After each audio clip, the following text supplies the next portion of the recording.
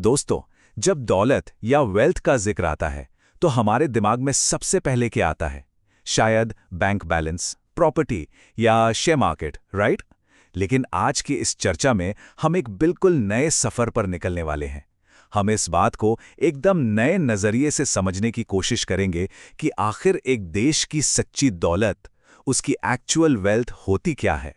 सवाल बहुत सीधा सा है, पर इसका जवाब उतना ही गहरा है।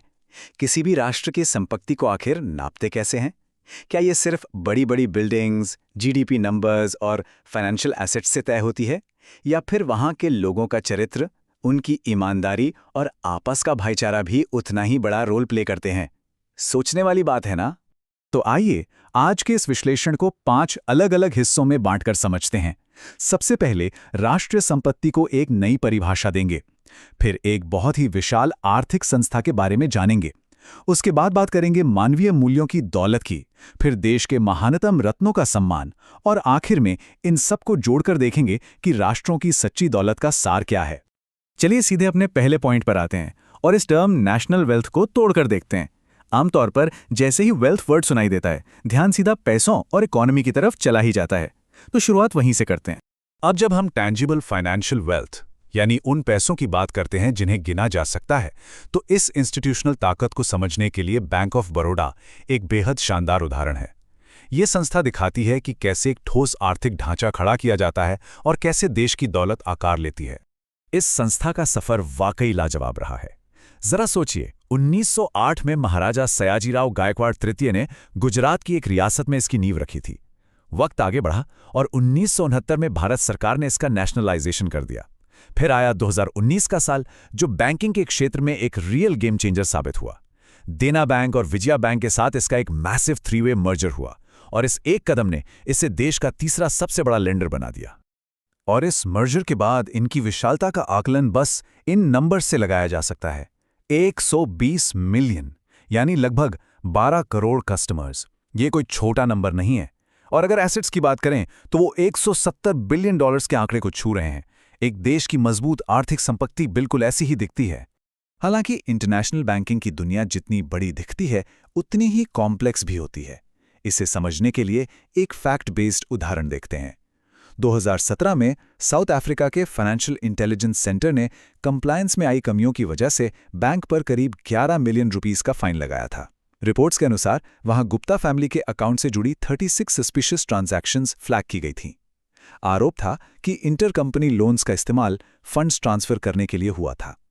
इन सभी कंट्रोवर्सीज के बाद 2018 में बैंक ने साउथ अफ्रीका से अपनी ऑपरेशंस पूरी तरह एग्जिट कर ली। ये घटना हमें साफ दिखाती है कि इतनी विशाल आर्थिक दौलत को मैनेज करने में स्ट्रिक्ट रूल्स और ट्रांसपेरेंसी मेंटेन करना कितना जरूरी और कई बार कितना मुश्किल होता है। तो आर्थिक दौलत और बैंकिंग सिस्टम को समझने के बाद आइए इसका एक दूसरा पहलू देखते हैं। एक देश के लोगों की नैतिक दौलत, उनके मॉरल वैल्यूज, क्या ये फाइनेंशियल वेल्थ से किसी भी मायने में कम है? बिल्कुल नहीं।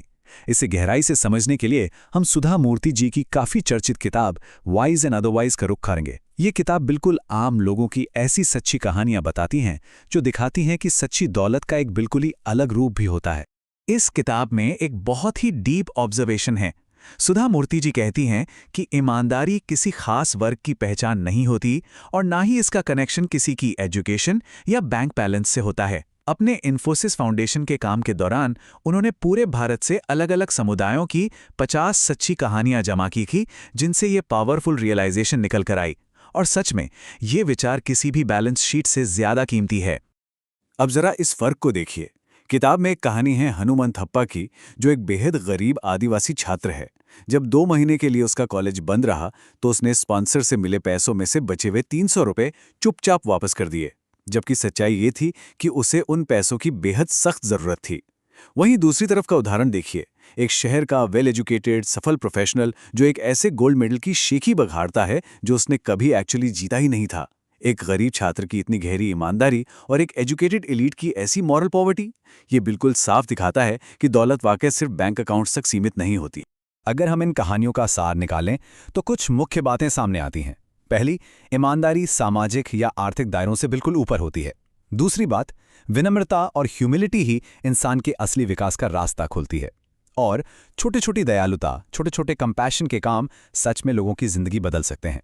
हालांकि ये किताब दहेज प्रथा और असमानता जैसी सोसाइटी की कठोर सच्चाइयों को भी सामने रखती है, पर सबसे बड़ी सीख यही है कि असली ज्ञान और मानवीय गरिमा अक्सर वहां मिलती है जहां हम उसकी सबसे कम उम्मीद करते हैं।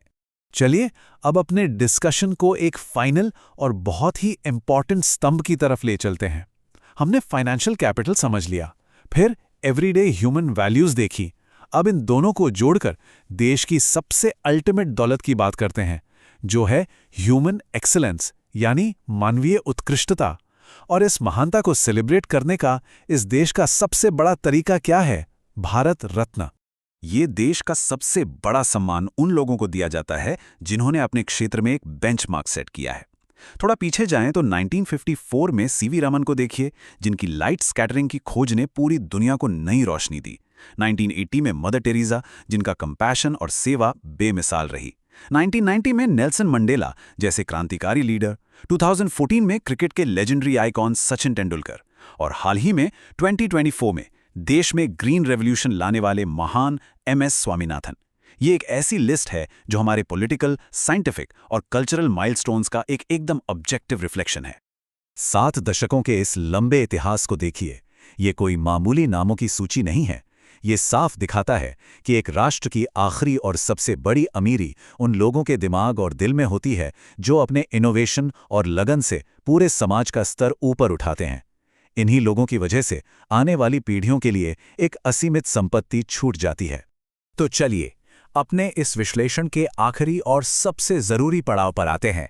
अब वक्त है इन सभी डॉट्स को कनेक्ट करने का और एक निष्कर्ष निकालने का कि आखिर किसी देश की सच्ची दौलत किन किन चीजों से बनती है।